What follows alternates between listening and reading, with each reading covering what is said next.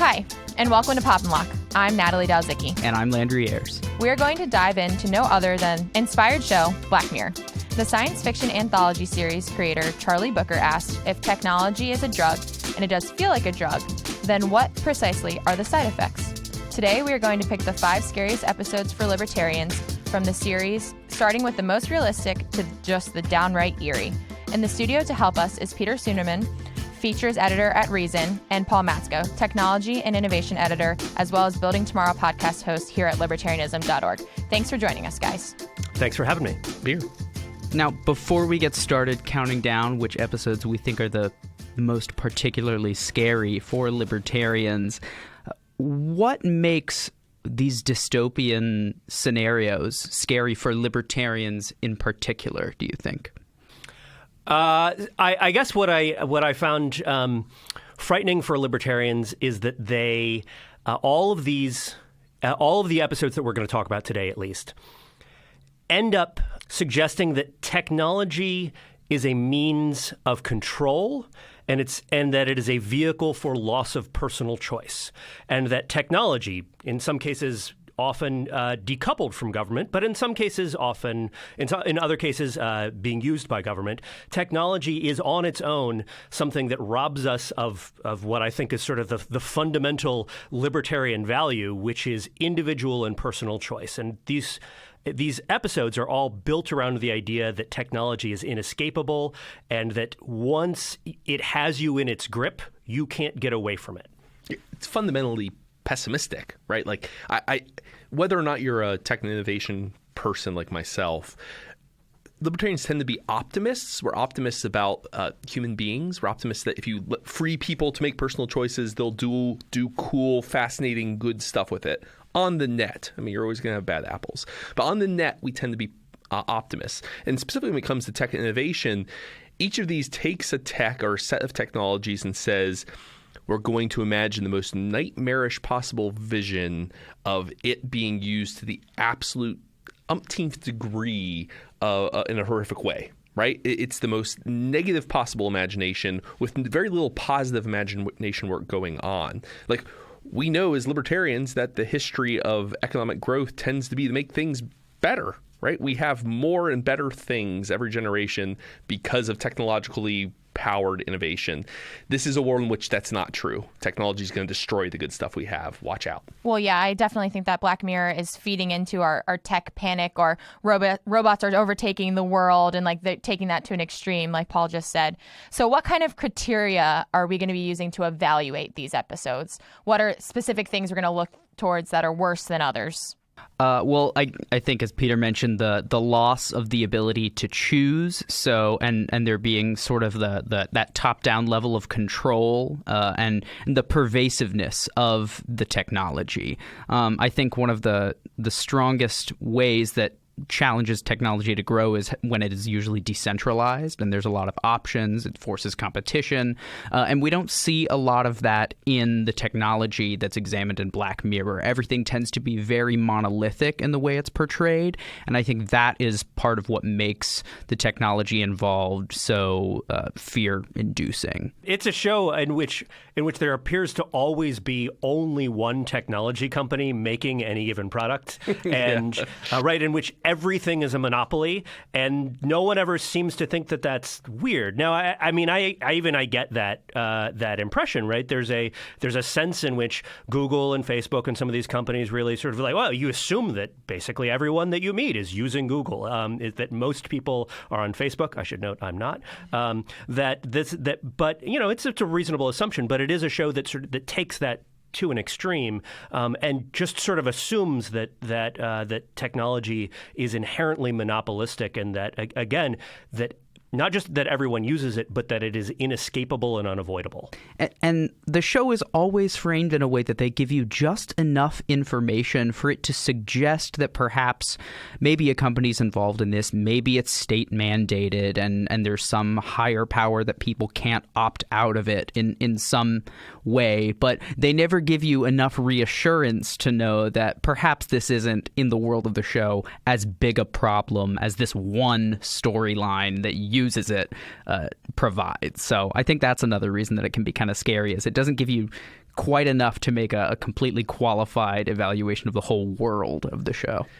Lest I sound overly critical of the show, I love Black Mirror. Watched every episode. So to point out that it's overly pessimistic and it's not as optimistic as I would be about tech innovation isn't saying that the show isn't good at what it's doing. It's actually often quite good at what it's doing. In fact, that's true of the horror genre as a whole. Horror takes a kernel of legitimate fear, right? The fear that, oh no, someone might break into my house and do things to me and my family. Now, that's unlikely. It's possible, but it's unlikely. But let's magnify that. They're going to break into our house. They're going to terrorize us wearing animal masks. Maybe they're actually doppelgangers of us that live in secret underground chambers. I mean, it takes legitimate kernels of fear and heightens them to make a point. Black Mirror is doing the same thing with tech. So, like, what's interesting to me, I think, as we analyze whether something's libertarian or not, or is to think, first of all, like, is that kernel a legitimate thing we should be worried about, regardless of whether or not they're kind of heightening it, and thinking through too who they decide to make the agent of the problem. So the fifth scariest Black Mirror episode that we decided, and obviously we can talk about whether you disagree with the way that we ranked these, but the fifth scariest episode, The Entire History of You. Yeah, so this episode centers around a grain implanted in your skull that records everything you do, every conversation you have, every small encounter you have with everyone else. But the scarier part of this is very much like our old VCR tapes or DVD players. We can rewind and replay our memories, as well as like project them onto screens in our living room for everyone to see. So Liam is the main character in this episode. He starts off with him having a job interview, and then he immediately gets in the car and replays all the memories and watches and overanalyzes his entire job interview. But that was kind of to just introduce us to the context of what a grain is. So later on in the episode, Liam sits down with his wife, Fifion, and replays the times that she's been unfaithful. So basically calls her out on her infidelity and her lying. And well, he starts by being suspicious that she is, right. And she denies it. And then he's like, let's pull up the grain. Right, and then they go through replays, and it comes out that first she was lying about a past relationship with somebody who they met, and then it turns out that there's much more going on, and it sort of slowly unfolds. It's not just that he replays these; it's that it is a kind of slow, almost detective-like revelation. Although he's a drunk jerk as he is pressing her on this. So it's also interesting too, because if you think about like a virtual paper trail that our phones leave, this whole idea of our memories can now be replayed, and there's no more he said, she said in a relationship aspect, because you can be like, oh, well, did you actually say it? Let's go back and look. So that's essentially what ends up happening in the episode, and they end up parting ways for infidelity. And so what are our thoughts on this? Would we want to live in a world like this? What are some upsides to being able to replay your memories, which the episode didn't touch on at all?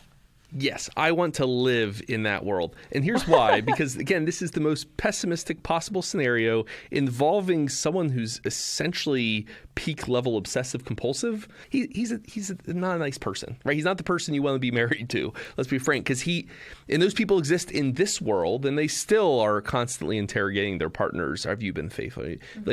So I do want to live in this world because there is an optimistic version of this story. I don't want to live in his house with him. Right. I want to live in another house with my... His house was pretty nice, though. It was I nice. would not mind Okay. living in that house, maybe without him. In his house without him. That's right. Yeah, It if was I a could pretty live in nice the house. world of the Black Mirror architecture, that would be great. That would be ideal. Yeah, it's very minimalist, and it's pretty very nice. modern. But there's an optimistic alternate version of this story. Imagine a world of perfect recall where he has a car accident, which he does in this. But in this car accident, it's the inciting incident. His own recent memories of his family are wiped because his grain is destroyed. But he's able to kind of reconstruct his past memories of his wife and kid because of their grains.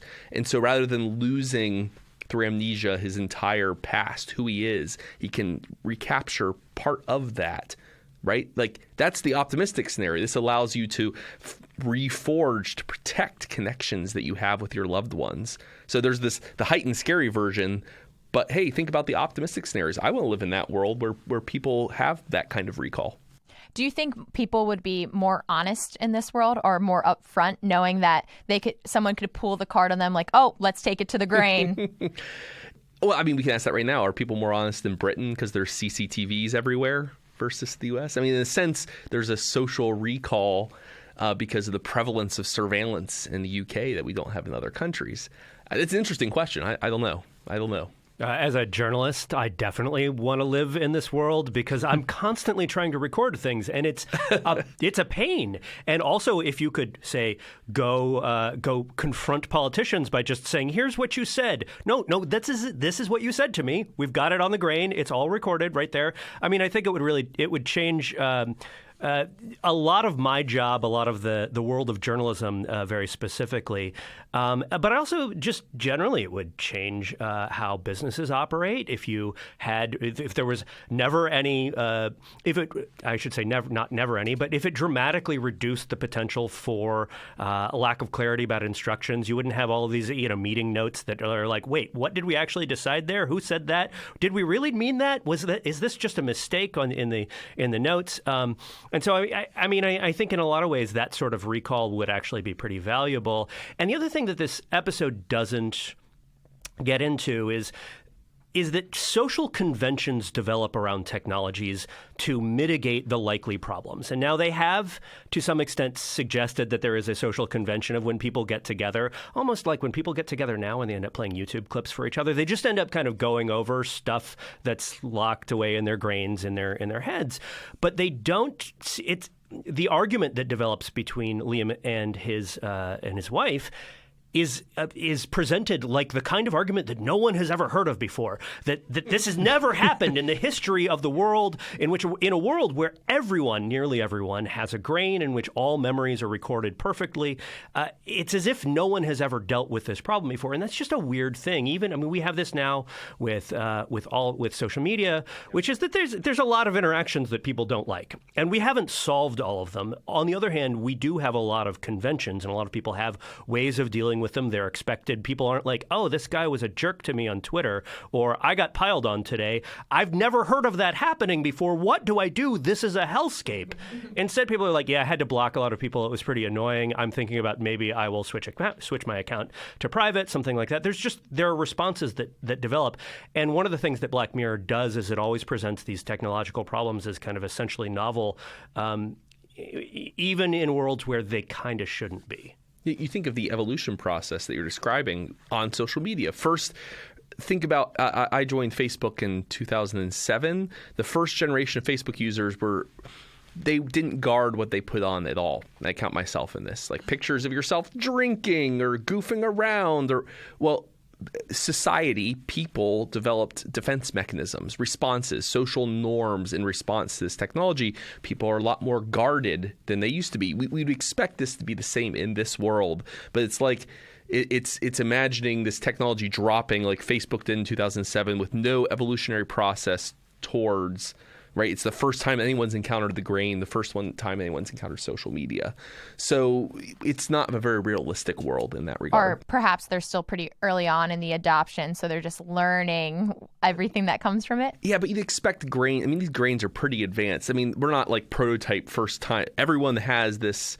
So this is a product that is cheap and ubiquitous. This is multi-generations of grains in this world. So, yeah, because you can see it at different iterations throughout in different episodes of Black Mirror as well. There's similar technology that is sort of consistent throughout, or at least tangentially related. There's the theories that they all exist in the same universe. So I think that's also something to consider. So for me, it's scary in that it could be used. It's emblematic of a lot of technology panic, I think. So that's why I think it's, for me, like the fifth scariest. Like, yeah, there's potential, but it's not spooky for libertarians specifically because of a certain value that we hold or anything like that. Yeah, I also didn't think of the ones we chose today, it was the least scary, or one I didn't really think it was scary at all, in the sense because I could easily see us being able to, like what Paul just said, adapt to this kind of environment where everyone has grains. But I also thought, and this was like mentioned at the very, very end when he pulled his grain out that I thought it was an interesting way to end the episode, partially just because he was basically admitting to himself he'd rather be like in our world, so to speak, rather than in his world where everyone could see his memory. So I thought that was the scariest, if I'm using the word scary, or the most thought-provoking part of the episode in that sense. But then again, it didn't really have an effect on the overall trajectory of the episode. No episode where we all said like, "Oh, that's kind of a nice house." It can be all that. Yeah. Right. I think I say that. I feel like I said that several times. Like all of the houses, like the dwellings in that episode were really just like, oh man. Yeah. All right. The next episode, a little bit scarier, moving up on the scare scale, is White Christmas. All right, so in this episode, it's kind of best explained in 3 parts, right? So Matt is our main character. He's in all 3 parts of the episode. And we are in a world where everyone has a ZI implant. So here we are with another implant that goes into our head. And it allows you to see, or it allows others to see what you're seeing, as well as it allows you to like control what you're seeing in certain time and in terms of time periods. So Matt, our main character, runs a seedy operation of online pervs who like to watch other people go on dates and like to he's running a side business and that ends up getting him in a little bit of trouble because what happens on one of the dates that everyone is watching, one of the men in their group gets murdered by someone who it's believed to be a schizophrenic. And then it cuts to part 2 of the episode where Matt gets a woman to copy her consciousness and downloads it into what is referred to as a cookie, which looks conveniently like a very small Amazon Alexa. Basically, this woman has effectively trapped herself inside the cookie. Like her consciousness exists inside the cookie, and then she can control her outer body that's outside the cookie, but she feels trapped. She feels trapped. And Matt can also control time within the cookie. He tortures her a bit, and when she doesn't want to do something specific, he says, all right, that'll be 6 months solitary. And then the third part of the episode, which is the juicy stuff, is we get a different set of characters. We have Joe and Beth. They're in a bit of an abusive relationship. And Beth literally blocks Joe from her ZI, which means like he now shows up as a gray blob and he can't talk to her. He can't see any pictures of her. All the memories of her are like her as a gray blob. And she ends up having a child, which Joe believes is his. He goes on to stalk her, even though he only sees her as a gray blob and sees the child as a gray blob. Beth ends up dying tragically. And Joe goes and tries to see the baby and ends up killing the guy that was taking care of the baby. All this to say, Matt gets tied back in because Matt is having ongoing conversations with Joe about what happened, and we'll go through the whole story of you and your love interest. I don't think they were married. You and their love interest, and Joe eventually confesses to being killed by this guy.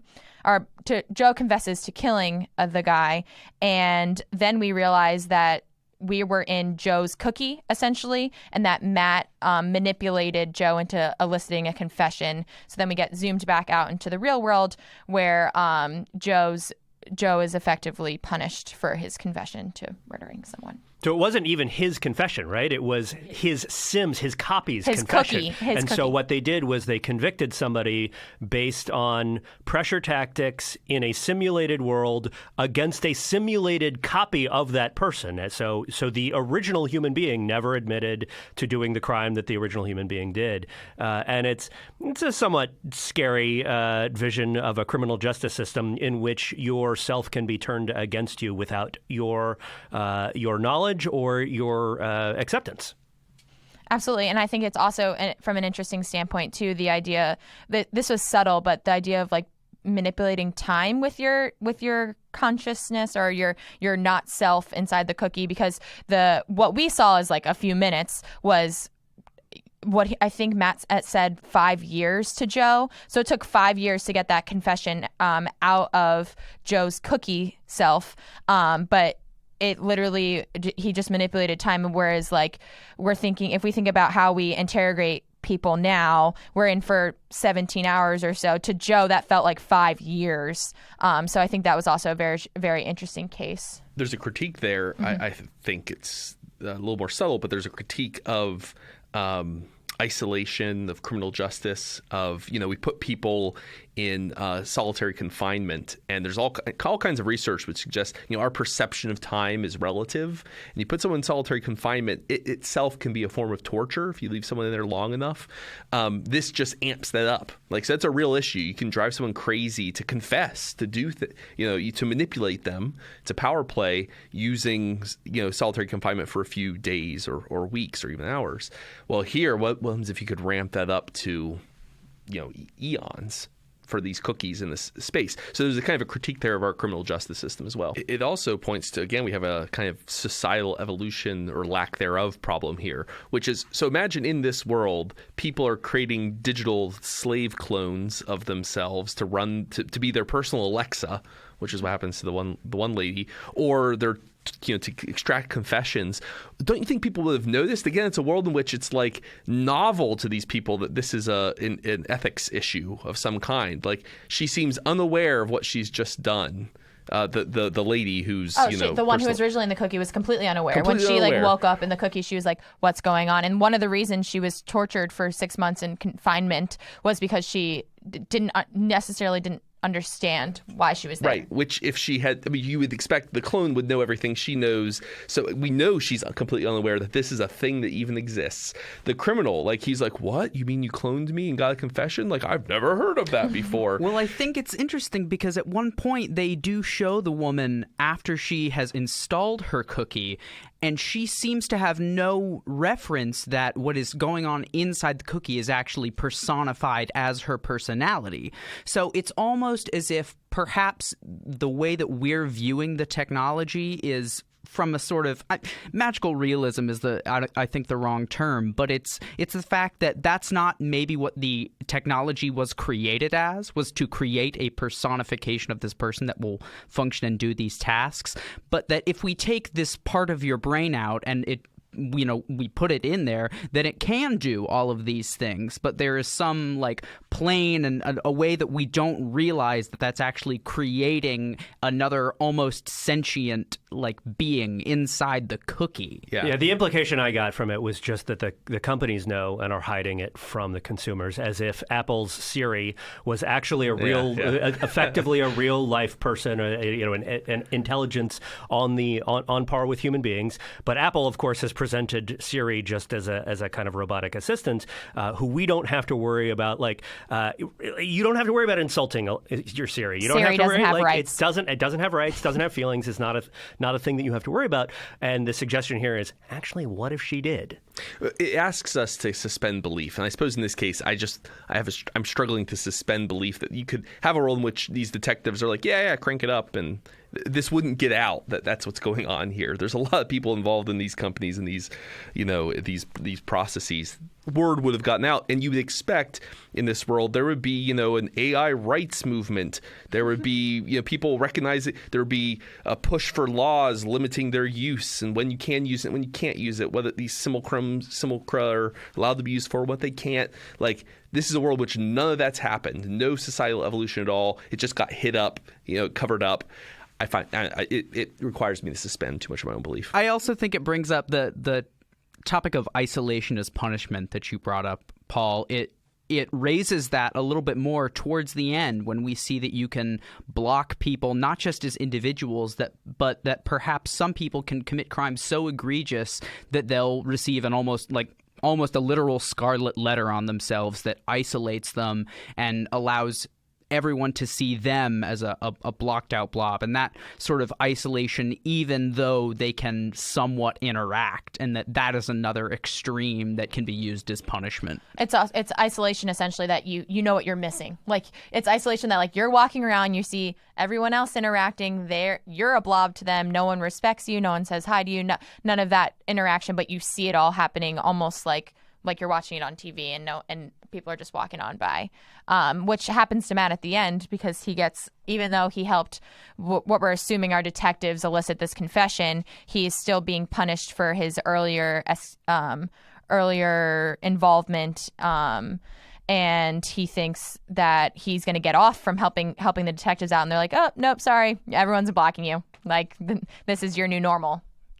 So what we didn't touch on is, would we live in this world? What are good things that could come out of any of these? I mean, slavery is great for people who aren't slaves. But I was going to say, if I existed I in feel this like world, it's bad for whatever we think a soul is, or like Yes. whatever. Yeah. If you're not like a believer in souls, like it's bad for you. If you're like, it's not great. I wonder if I was a normal person with no knowledge of Black Mirror and this sort of like viewpoint into what happens in the cookies, would I have someone take out a part of my brain that can do all of this assistant stuff for me? Maybe, but knowing what I know, I'm like, oh, of course not. But hindsight's 2020. There's two different. I mean, like you have two scenarios. One, the confession, like torture. If that's truly intelligent, you are torturing a human being, just a digital human being. That's horrific. The other, like you can imagine, if you tweak that scenario, like it's assumed that AIs have to be like people. In theory, in some future society, you could create something that's intelligent.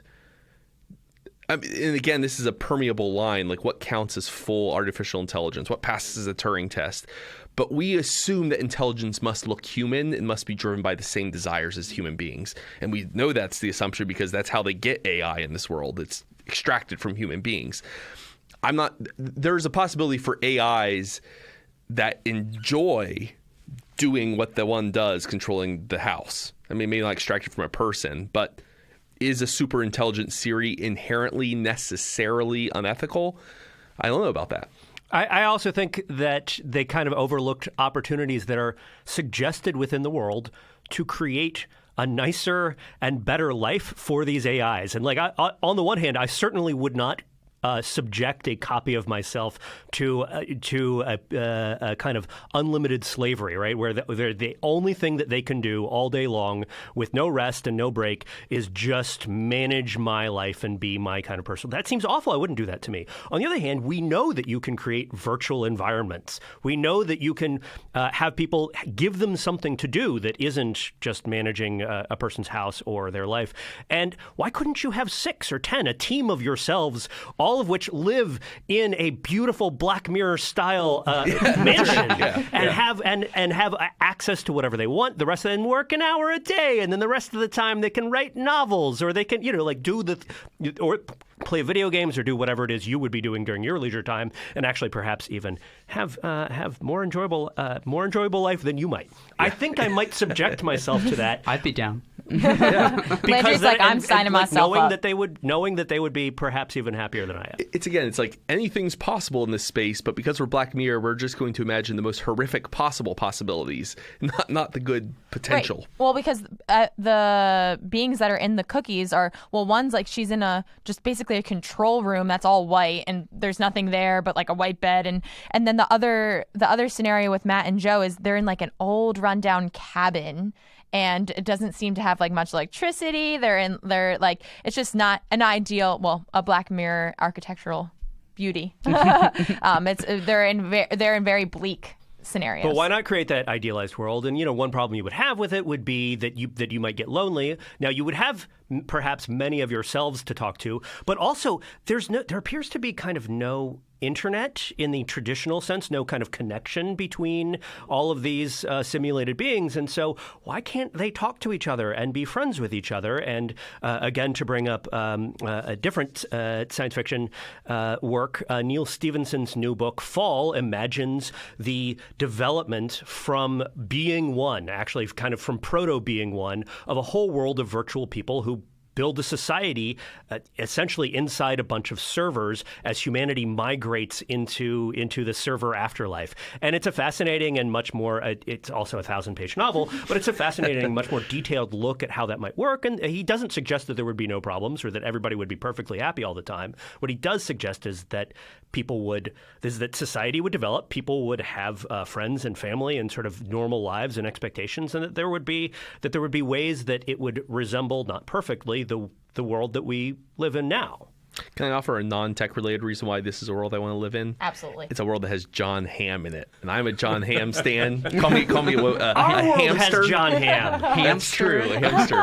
But in this one, John Hamm will, whisper into my ear if I'm a cookie, and Can I get break John me. Hamm in my cookie? Yeah. No, that's what. Right? Can't you get John Hamm to isn't this a market opportunity? Maybe you want yourself to be your digital assistant. Yeah. But what if you want John Hamm to be your digital assistant? Couldn't you get rich being John Hamm and being like, take my copies, I will try. Right? This is a premium digital assistant. Yeah. It's John Hamm, and he's going to be John Hamm in your ear all the time. Except John Hamm, the real one, just gets to live in his Black Mirror mansion. I mean, if you think about it, like all the people that want the special voices for their GPS now, like you can get Morgan Freeman to voice your GPS. It's only a few steps until everyone gets a little John Hamm cookie. So, ham cookies.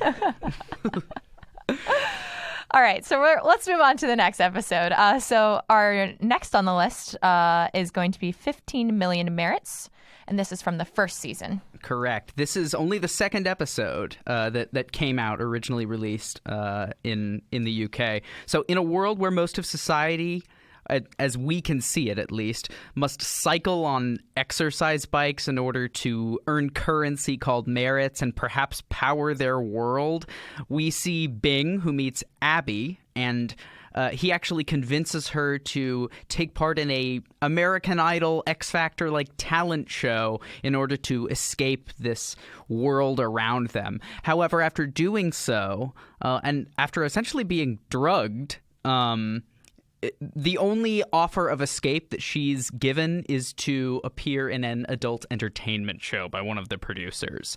So in order to seek revenge or something like that, Bing then devotes all of his time to earning more merits so that he can appear on the show again. And he performs a dance, but in the middle of doing so, stops and has a shard of glass that he's hidden up his sleeve and threatens to hurt himself on air unless they listen to his demands. And he goes on this rant about the phoniness of it all and how fake everything seems and disingenuine it all is. But rather than actually seeming to accomplish much, it then flashes forward to seeing him ranting again, only to end with an advertisement and pan out and showing him in much more lavish living quarters with a view of what looks to be the outdoors and greenery. And it seemingly very little has changed for the masses. So he's a sellout. Yes, essentially. So what is particularly spooky or not spooky about this episode? We just described the life of Logan Paul. It's every day, bro. The grind, you're on the treadmill, the life of an Instagram influencer. It's all fake, it's phony, it's performative outrage, performative anger. It trains you to be a fake and the phony. It's a heightening of that. This was the first episode of Black Mirror I watched because I was told by lots of friends not to watch the first episode of the first season just because it would turn you off for the rest of the show. So I watched this one first. And honestly, the first thing I thought of was, do these people who are feeding into this machine, as we're calling it, do they have any experience with any other type of life? So because you could kind of get a scenario where Bing, you would think knows what other life is like, or that he was, I don't know if he had other experiences or this was a new change or what have you, but it didn't seem like any of the other characters were really questioning why they were doing what they were doing. And I was like, do they not have 2019 experience of real life? What kind of quality of life is going on here? So that's kind of what struck me as the most odd. And I guess kind of going back to suspending disbelief, I was like, well, I kind of would have liked to see more of it being them using experiences from a previous life or kind of understanding how they got to this point. So there's another Funhouse Mirror, still dystopian, but Funhouse Mirror version of this story, which is WALL-E. Think of the people in WALL-E. But in this world, in the imagined world of WALL-E, it's the flip, that people use entertainment and comfort to keep people literally fat and happy and floating. They're mindless consumers. So what's funny to me is that you have both of these are heightened versions of current concerns that are very similar but end up in very different places. One in which people are constantly on the treadmill to produce entertainment for some other group, and others where that we're in a post-scarcity world where you can have all the big gulpies you want and everyone's literally fat and happy. I mean, both, though, are, for all you fans of Italian and continental philosophy, Antonio Gramsci. It's Gramscian hegemony. You can't escape it even if you want. You're kept. Even the attempts at resistance ultimately buttress the strength of the machine holding you in check until a plucky little robot comes along and defies them, finds a plant. But Natalie, to your point, I think part of what makes this episode kind of interesting and sort of makes the metaphor work in certain ways. And I agree, like, it's weird how contained their lives are and how little they question what else is going on. On the other hand, I think kind of the argument is that's all of us going to work every day and not really like that, just sort of to build up credits in this system so that we can have mindless entertainment in the evening so that we can go back and do more of it, so that there's never anything real and there's no purpose to any of it. We're just riding the bike or running the treadmill for all of our lives. I don't think that's what you're doing at Cato, and I don't think that's what I'm doing at Reason. But then I would think that if I were part of the system, right? Yeah. But that's, I think, the argument of that episode is, and part of what makes that part of the metaphor works is that it is trying to say that people don't question and don't know what else there is, and maybe there even isn't anything else, because what does he have at the end? Is he still participating in the system? He just has a nicer apartment and a view of some greenery. Yeah, and you see, once again, going back to the theory, or it's almost confirmed now that they all exist in the same universe. There's another episode where you see the talent show that they are on actually playing in the background of someone who seemingly lives a life very much like we would live in 2019. So there is the element of, okay, maybe the entire world isn't like this scenario that Bing lives in. So how did they end up there? Did they opt in somehow, and that, by doing so, they're provided at least a steady stream of like a trickle of consistent living quarters or something like that. So it once again, it makes me wish that we got a little bit more of a pan out to see how these technologies are interacting with one another. But it obviously is way too much to tackle, and that's part of the appeal of the Black Mirror, is that you get these self-contained, mysterious worlds that we don't necessarily get fully explained to us. The other connection I think that we should probably just bring up, since we're talking about both episodes, is that the song that the woman sings in 15 Million Merits, in this American Idol-like show, is anyone who knows what love is will understand, which is an Irma Thomas song that also is the karaoke song that is sung in White Christmas, and then I think also appears plays in the background on the radio in another episode. I believe it's in Be Right Back, the one with the doll. They listen to it in the car, and they have romantic memories, and it's something where they hope, like, it's integral to their relationship. So it's something that obviously carries a lot of weight in the series of the show. But they do a lot of small things like that hint at where people start creating all these elaborate theories of how characters might be related or how text might be related. Just small hints like that, where producers probably on the other side are like, oh no, these worlds they're just here. They're just little pockets. It's a fun little thing right. for the viewers to enjoy and point out, even if they didn't intend for them to all exist in the same timeline or something like that. So what do we think about this little pocket of the world? Are we gonna go on a bike for hours to get our merits? Are we already in this world? Yeah. On the treadmill of productivity. So I will say that as somebody, maybe do any of you here play online video games at all, where you have to spend a lot of time doing what's called grinding? Where you have to level up your World of Warcraft, even stuff like Anthem, a bunch of these games. That's exactly this. You go and you log in and you do the same thing. There's Destiny is a very popular version of this. You log in and you do the exact same thing basically every day. And sometimes there are some new levels that come out, and your character kind of virtually levels up. And the point of leveling up is so that you can get new weapons and new stuff for your avatar that will then allow you to take on more powerful enemies that are basically exactly as difficult as the previous enemies. Now that they're a little more powerful, you're a little more powerful, and the kind of cycle just continues and continues. And the end point of this is that you start another game, or you restart this. And there's something. I mean, there's times when I do it and I'm like, oh man, that was 8 hours I will not get back. And there's other times when I'm like, actually, this is kind of fun and fascinating, and these games are really smart and complex and interesting. And also surprisingly social, and that's one of the things that this episode overlooks, or sort of it decides to eliminate, is that these people don't have any relationships to speak of, and human connection is just totally absent. And if you look at Fortnite and how a lot of the most hardcore fans play Fortnite, sure, it's a game that they want to do well at, and sure, it's a game they log in and spend a lot of time playing just so that their avatar can have a new hat or a new weapon. On the other hand, they also spend a lot of time talking to their friends there, and it is for a certain subset of players. It's basically a social network, and perhaps an even better social network than Facebook or Twitter in terms of how it encourages users to interact together, to achieve goals, to actually talk to each other rather than just post sort of nonsense about politics. There is politics that sometimes comes up, but yeah. So I mean, there's parts of our lives that are already like this, and what's weird is, or maybe not weird, we're choosing to do that. Right. If you're playing it, no one is forcing anyone to play Fortnite, as far as I can tell. I'm sure someone out there is. All right. It seems right. It's probably that happened. Mom and dad. That's an episode of Black Mirror. Is someone being forced to play Fortnite? Yeah. No, but for the most part, when we engage in those experiences, they're ones that we actually seek out and choose as forms of relaxation. Yeah. Or even the treadmill of work. Most of us could actually work less. You could survive on a part-time job. They come with consequences. You have fewer stuff.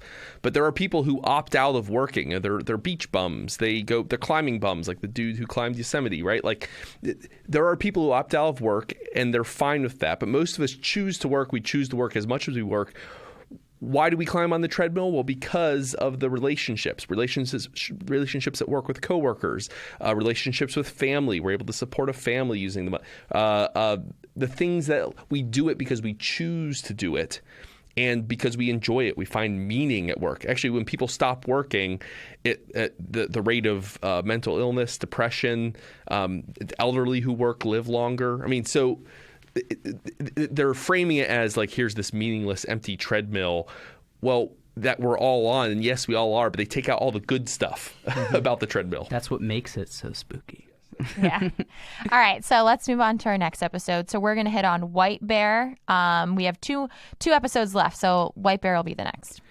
This one for me is, I think there's something about it. It's one of my favorite episodes because I just didn't anticipate the sort of twist that came along. I don't know if that was just me. But in White Bear, our main character Victoria wakes with no memory but sees a photo of her and a young girl, which we can assume is most likely her daughter. And then that's what she assumes. Exactly. Right. So it's meant for us to kind of empathize with her and follow her in that Exactly. assumption. We go along with her on this journey where she's wandering through an almost abandoned cityscape where she begins to be hunted by these sadistic and violent hunters, and no one will assist her except for a very select few of people. Most people just stand far away and seemingly view her through their cell phone cameras, and eventually, after a long scenario where she's almost able to defend herself, we learn that Victoria is actually a convicted criminal who has pled guilty to aiding her fiancé in the abduction, torture, and murder of a young girl. And as her punishment, she is basically sentenced to have her memory wiped every night and relive this hunting scenario that people can then come visit and take part in as part of the White Bear Justice Park. What did you think? I mean, I would say just in terms of sheer intensity, this is the most intense and most viscerally frightening of the episodes, even including the one that we're going to talk about next.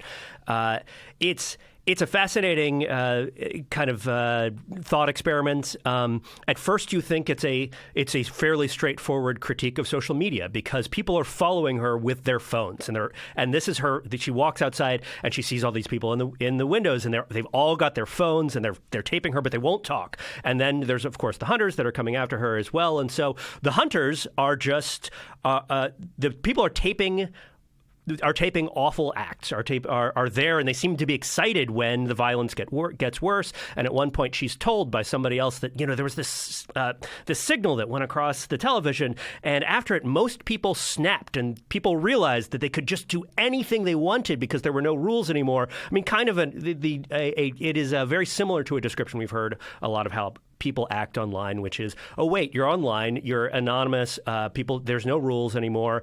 Now people are just going to be horrible to each other, not just jerks. They're going to commit a kind of verbal violence. And then, of course, what we learned is that she is someone who has done this herself but forgotten it. And so after the episode establishes her as a sympathetic character, as somebody who you relate to, it spends the first, 3/4 of the episode doing that.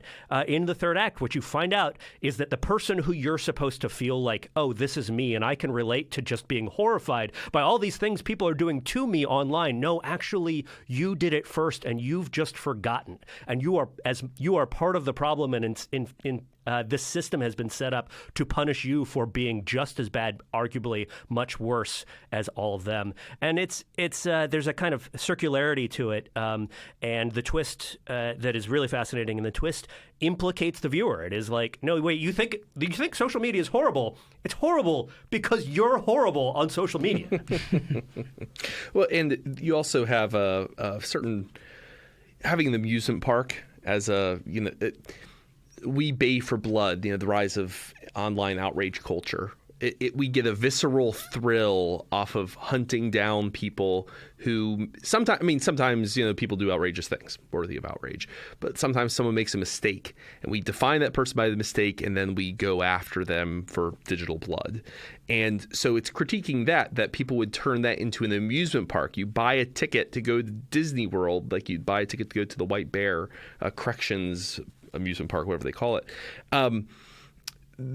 So there's a critique there as well of internet outrage culture, but then there is too, I think, they are they're depicting a kind of perfect tech. So they're able to erase her mind, stage this whole process. Perfect tech, perfect process, helping courts administer the perfect punishment. That you can calibrate this for individual.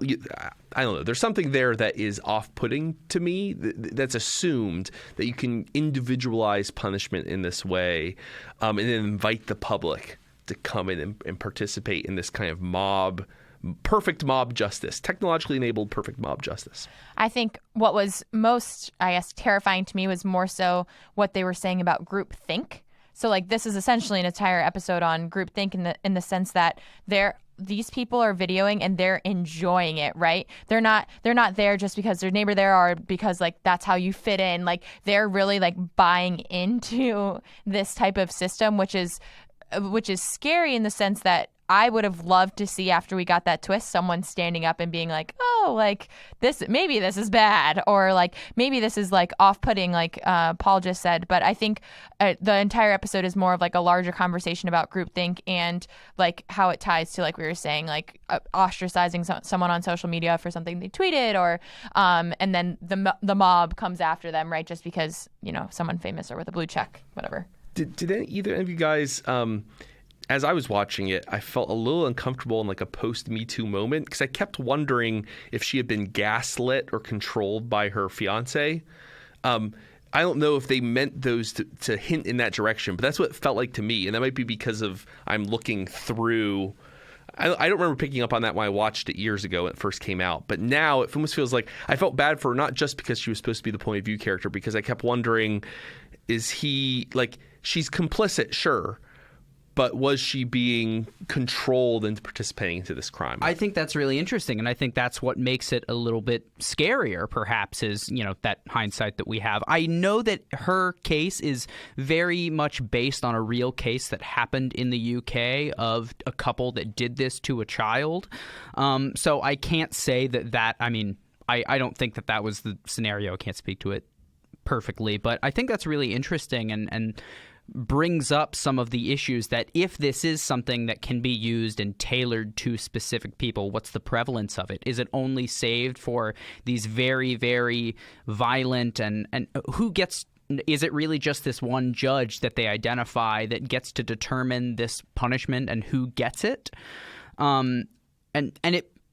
I was thinking about it, not necessarily a libertarian thinker, but something that libertarians borrow a lot from is, Foucault calls it the spectacle of the scaffold, and how that the mob and the execution and public display is a way that they shore up power as a way of providing that to the mass. But usually there was also some resistance to that, and people would try and set prisoners free and would sort of retaliate against it because they saw it as this hegemonic power and unjust. But in this world, it's very, very much accepted, at least from what we can see, which to me is what makes it a little bit scarier. And the fact that, as Peter pointed out, that it flips it and implicates the viewer and makes you realize that you're as much a part of it, basically in both sides, that really there is no one that becomes a just character that you can follow and empathize with. It's very pessimistic in that way, which is, of course, that's Black Mirror. So I can't think of a scenario that why I would want to live in this world, but is there any positive aspects that could come out of this world that maybe Black Mirror missed? I'm struggling. So am I. I thought the one thing is when they fire the gun and then she is in the chair and it spins around and the auditorium swoops in. I was like, the stage manager. That is an amazing what they need that for Broadway, because I would be like, this is amazingly well done. The production value. Oh yeah. I mean, there's times when I would like to have somebody wipe my memory at the end of the day and just start over. Yeah. I wouldn't. I don't know if I would necessarily want to live in I certainly wouldn't want to live in a world where that was the criminal justice system or part of it at all. It does seem really hard to scale. Right? Literally, you need how many of these parks acres, exist? Miles, right? Is there just the one? Is it a monument? Is it it's very odd, sort of, right? So it kind of doesn't think through the implications of what if this is for a show that is all about systemic effects. It just doesn't seem to consider that this is a system that doesn't scale and doesn't replicate easily. I went to a world in which they do this for all the crimes. So you got pulled over for a speeding ticket. So you get your memory wiped and you have to go 5 miles over the speed limit permanently, and then while people videotape you. You're driving behind a slow, a horse-driven, horse-pulled trailer for the rest of your life. And it's just it's sort of Harrison Bergeron. But there was I did sort of find it fascinating the way that this episode inverted the Truman Show, which, if you know anything about that movie, is it's a reality show about there's a single real person in the show, and then everybody around him in his life is an actor, and they follow him from birth to death. But the original script for that movie was dystopian, and the movie itself is very sunny and beautiful. It was shot just a few miles from where I grew up in Florida, in this kind of weirdly super planned town. But the original script took place in a city, and it was very dark and dreary, and the whole thing was just that it would be miserable all the time. And then the director Peter Weir switched that around, but it really seems to channel the Truman Show in the sense that there is one person who doesn't know what's going on, is being filmed by everyone for the entertainment of the masses, and is kept in the dark until the very end. I didn't even think about that comparison until now, but that definitely makes sense. All right, moving on to our scariest, Men Against Fire. This episode follows Stripe, who is a soldier whose job is to hunt mutant human creatures that they call roaches with the aid of a neural implant called a mass implant. After a series of encounters, it begins to malfunction, and he discovers that these roaches are actually just other humans, perhaps of a differing ethnic group than he is a part of, and the implant actually alters his vision to see them as dehumanized. And also that he had previously agreed to have his memory wiped, just like in White Bear, in order to kill them without remorse. So for me, this is particularly scary. And they mentioned this before, not just because you have this very, very powerful, seemingly government-sponsored, unless it's some sort of private security force, which I don't see as being the case, sponsoring essentially one of the steps in genocide and dehumanizing and killing a specific ethnic group. But that's not the scariest part for me. The scariest part is that we can assume that there has been so much propaganda or some way that they have convinced people without this mass implant that the roaches are dehumanized, because there are people without these implants that still consider this ethnic group to be essentially something that needs to be eliminated. So what I found profoundly scary about this episode is that it is incorrect. So the episode is Men Against Fire, which is a reference to a book written by a World War I veteran general military historian named Samuel Marshall, who wrote a book by the same name during the Vietnam War. And basically all the ideas from his book, the actor who plays Douglas Stamper in House of Cards, I forget his name. Michael Kelly. He sits him down and says, here's why we had to do this. We had to put this implant in, because we found that only a very small percentage of soldiers are willing to shoot the enemy. And so we had to put this in to make the enemy look horrifying. We had to dehumanize the enemy so he'd be willing to kill. This was Marshall, the real world Marshall's argument in his book, Men Against Fire, during the Vietnam War. Later on, researchers, his military historians and others in fact, he made all that up. All those numbers, all those statistics were fabricated. It turns out soldiers are perfectly willing to kill other people. And that's why I wasn't surprised that he opted in to not feeling remorse, because I was like thinking while I was watching it, I was like, well, in theory, many of our soldiers opt into that all the time, like, or maybe they don't intentionally opt in, but know that's going to be a consequence or what have you. But it didn't surprise me that he opted in, although it's sad and like that wouldn't be something I would opt into. But I think it was striking in the sense too that I think they're just hyper elevating some of the tendencies that why I'm saying our soldiers in this world may have already. They're just hyper, and that, well, we also forgot too that they can see through drones and they can see, like, they use all the different technology. So that's another added aspect in order to stalk these roaches. But I think part of it is like, I didn't see it all that different from how we currently act in a ravaging wartime, that is. Yeah, I mean, I found this episode fairly frightening. I did not realize that all of the stats were wrong. I meant to look them up and had not gotten to that. But that's fascinating because it obviously came from somewhere, sort of from a source that now I guess is inaccurate. I guess what struck me about this episode was just sort of how kind of malevolent in a way that seemed just to be way too sort of exaggerated to a point where it didn't need to be. Arquette, the Michael Kelly character, was right. He is. Like, on the one hand, he sort of thinks, okay, we're protecting the bloodline, but he's given all of these lines that are just such like mustache twirling villain lines that are like not like.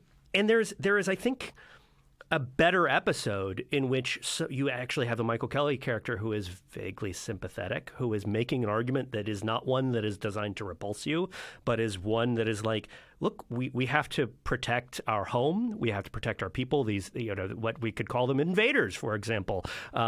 We could, like in which, it's still right, it's kind of loaded language that has obvious political. But if you had done that a few years ago, it would have been different. But the idea that I mean, he's sort of we're meant to think that he's serious about this and thinks it's a real problem. On the other hand, we're also just meant to find him utterly horrific. And the thing is, you talk to people in the military, you talk to people who think that it's their job to kill for the state. Many of them are sincere, earnest, and even in many ways, virtually always, quite decent people who we all get along with.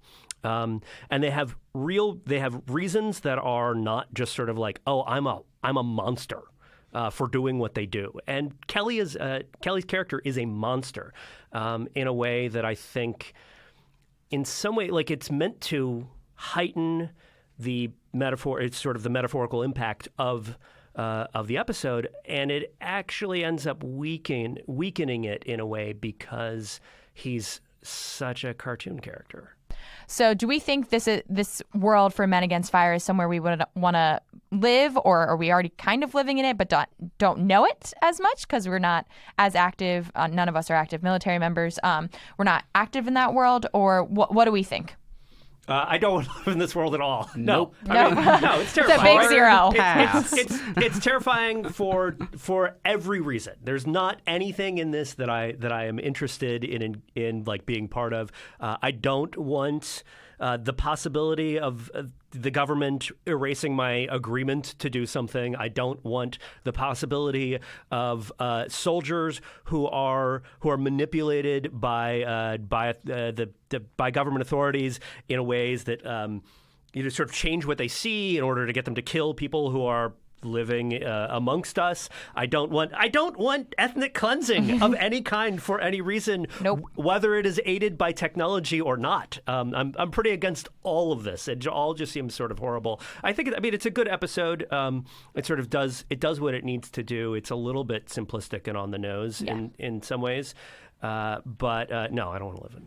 Right. So it's spooky for libertarians en masse. Like as an idea, it's spooky for the philosophy or the sort of the ideals that we have. But it's not spooky to me as a person because, like you said, like it's so on the nose. It is very much cartoony and I could tell that there was something coming, and I almost got to it, I feel like, when I watched it the first time. So I also think it was like, yes, we labeled it the scariest in this sense, but it also, like, it wasn't my favorite episode. Like, it wasn't an episode I necessarily enjoyed or thought, like, I thought White Bear was a much more engaging episode and, like, had me really gripped and watching the whole time, whereas I saw myself watching Men Against Fire and I was like, oh, like, I could kind of predict what we were going for, and two, I didn't think it as much engaging to an audience, partially for its simplistic nature.